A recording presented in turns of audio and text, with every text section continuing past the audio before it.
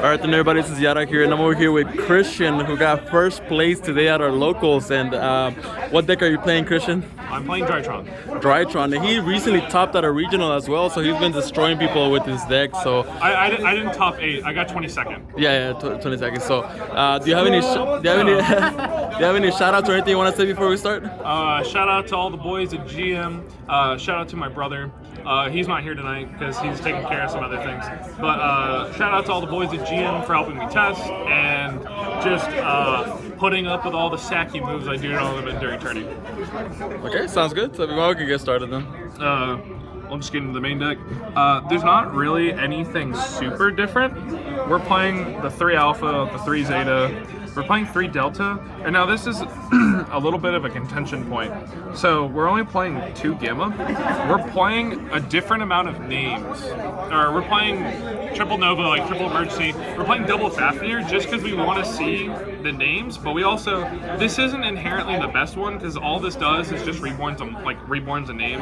And yeah, that does us something, but these always will get us something outside of this. And so I'm okay with not always saying it because I can either dump it or just search it off another way. But that's just for, we're also playing the 1 Draconids, obviously. This came up in my round 2 when I played against Phantom Knight Adventure, where he made like a 6 monster board, really big, and I managed to draw Nova, Delta, Lava Golem, Twin Twisters, and Cyber Emergency. And I Lava Golem his board, he Scythe blocks me, and I just make this, and I just attack every one of his monsters and I kill him.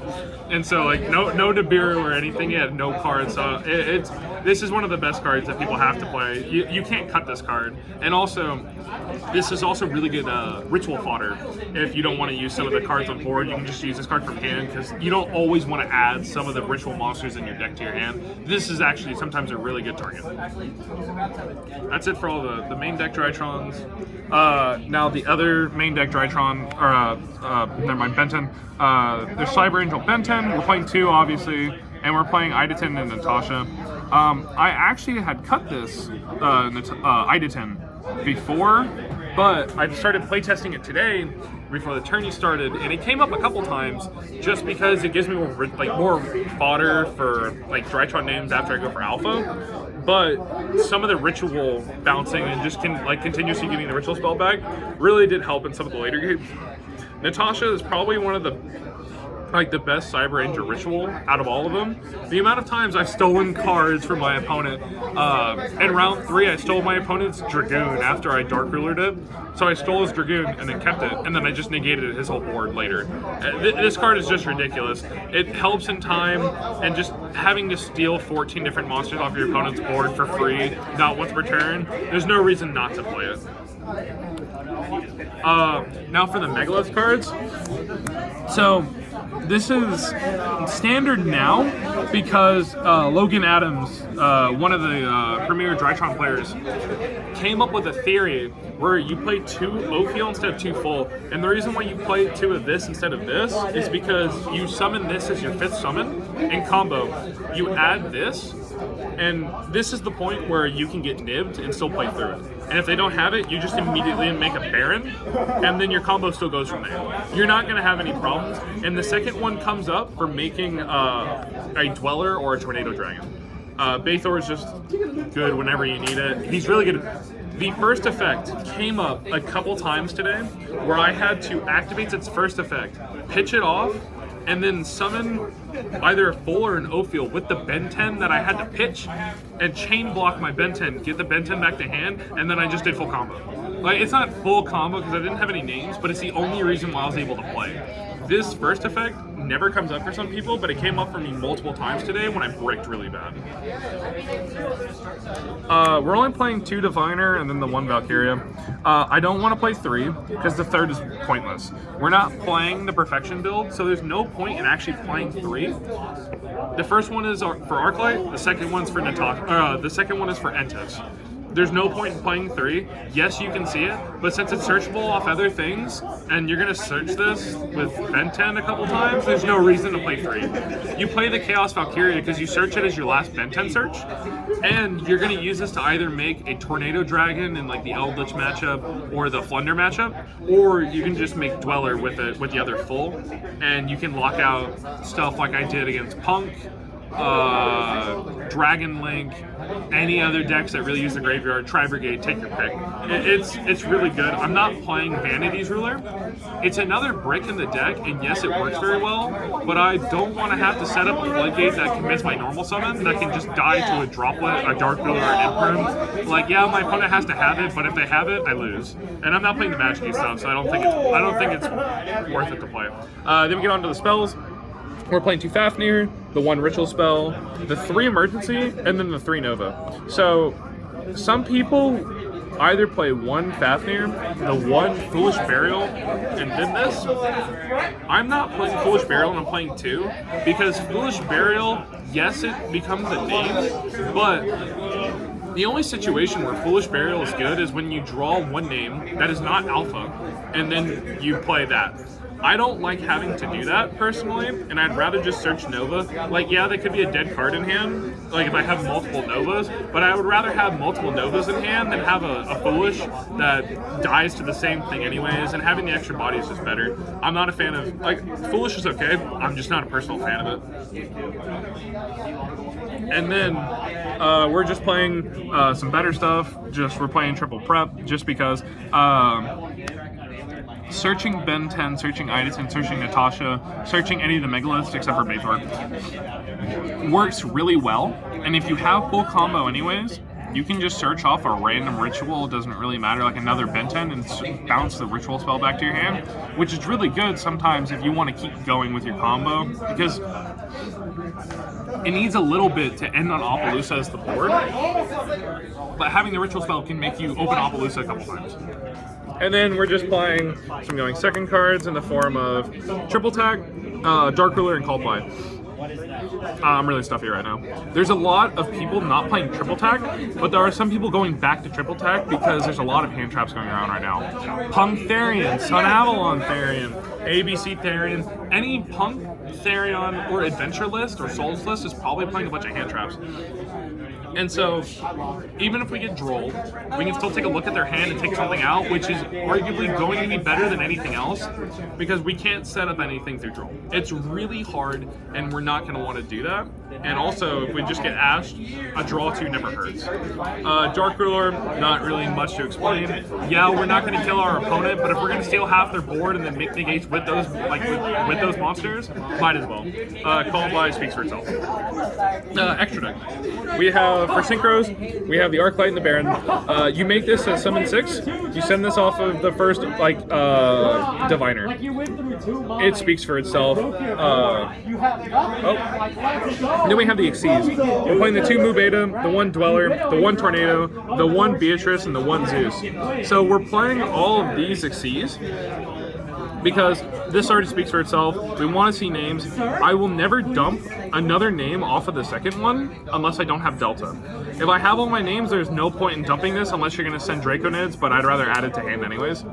Dweller comes up against most of the other decks, like we already talked about. Tornado Dragon comes up against stuff like Flunder or Eldritch, any deck that I worry more about spells and traps than I do the graveyard. Beatrice helps with those one name hands with Diviner. That really helps. Zeus speaks for itself anyways. We're not playing Downerd because we don't necessarily have the room in this list, and some points you can make intentions for, but we don't have the room for Downerd right now, and I missed it a couple times. Like, I could have used it a couple times, but at that point my Zeus already was either going to get negated or it was just going to get sent off for another thing, so it wouldn't have mattered anyways, but it still would be a good card to play if you have the room. The 1 Fusion. The amount of times I have had to bait people into, like, negating my Diviner because I already have full combo, or I can just send off anything. This is one of the best removal pieces in the deck because sometimes your opponent doesn't see it. They either have to negate the Diviner, which gets a negate out of their hand, which is really good anyways, or it forces a trap, a negate, or it pops any kind of floodgates that we would have a problem with. like Summon Limit, any of the other couple spells I'm thinking about. I can't think of it off the top of my head. But this one is just really good. We're never going to hard summon this. People make that as a joke. That card is terrible. And now for the links, we have Link Karibo, Anima, IP, Unicorn, Sword, and Appaloosa. So we're playing both the Link ones. The reason why is because half the time it's a mind game, half the time it isn't. We're gonna make Link Karibo turn 1. We make Anima in games 2 and 3 because we're playing Golem. But this tells people, oh, we're not playing Anima, so they're gonna summon to his own and we're gonna suck something up in turn 2. Overall, Karibo is really good. We're not playing Dark just because there's not a lot of Despia running around anymore, and I don't think there's a point. IP, Unicorn speaks for itself. We're not playing Access Code because the amount of different Link attributes we have is 2, and so there's no real point in playing Access Code. Boral Sword is just better. It helps also get over Punisher.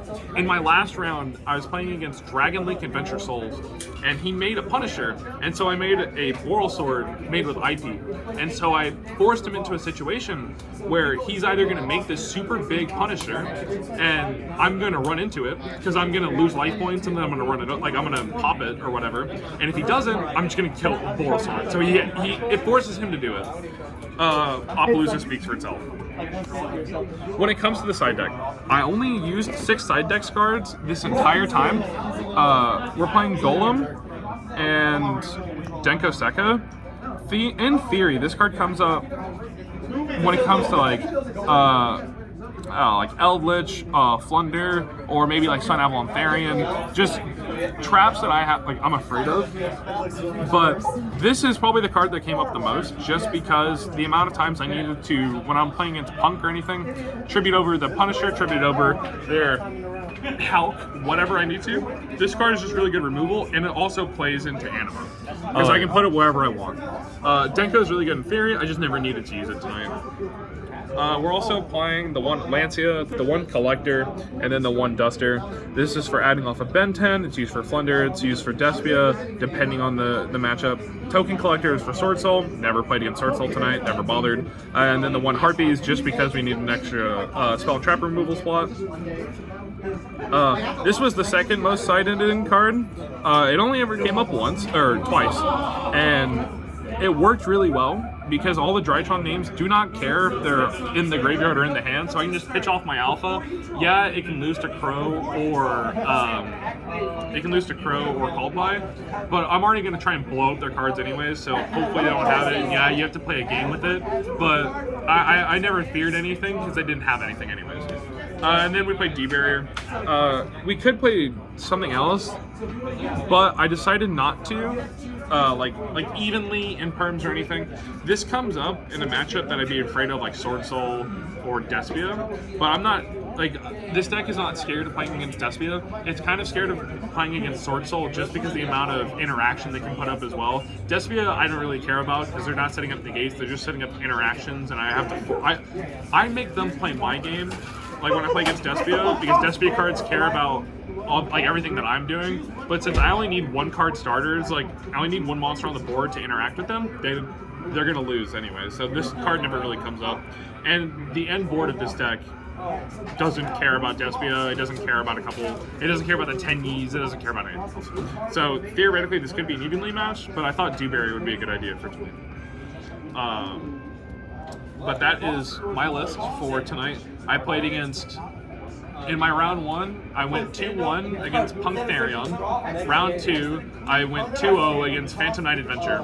Round 3, I played against a Dragoon Dark Magician list that plays a bunch of stun cards that I managed to 2-0. And then in round 4, I played against Dragon Link Adventure Souls,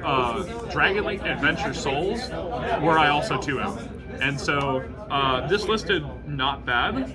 It played against some of the decks that I would have been afraid of, like Punk Therion, and it kind of struggled, but playing through whatever hand I needed to, it did pretty well. It never failed me when it came to when I needed it, and I think it's a good option for the meta right now. You just need to, your side deck really matters when you play against this deck, and you need to know your matchups. If you don't know your matchups with this deck, you're going to lose every time. And this isn't like a brain dead deck where you can go go, oh, I know, like, oh, Alpha Zeta full combo. You need to know the meta, and if you don't know the meta, you're going to lose with this deck really quickly because the lines you do with this deck divulge from the moment you open up 2 different names, or you even open up like one hand trap. Like your opponent just ashes something, you better know how to play this deck. So I think this deck is really good. You just need to know how to play it really well. Drytron best deck? No. I definitely don't think it's the best deck, but I definitely think it's a deck that a lot of people don't respect, and it's a deck that you can do well with as long as you know how to pilot it well and you know the meta pretty well.